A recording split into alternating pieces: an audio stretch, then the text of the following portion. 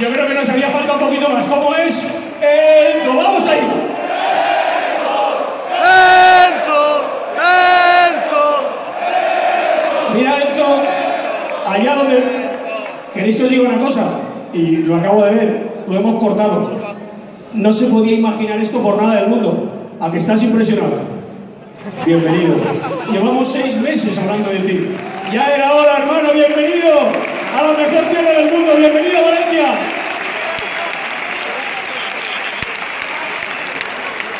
Bueno, y Enzo...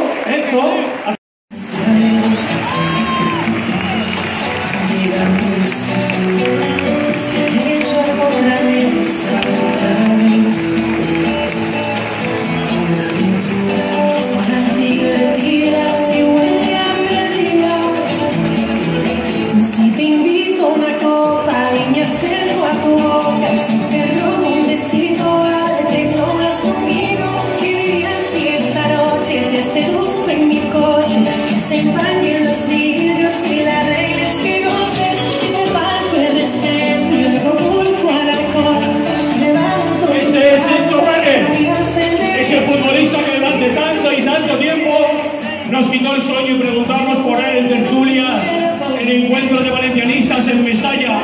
¿Cuándo vendrá? Un 2 de enero, el mejor regalo de Año Nuevo, el mejor regalo de Reyes, porque al final es alegría para todos y es decir con fuerza ¡Amun Valencia!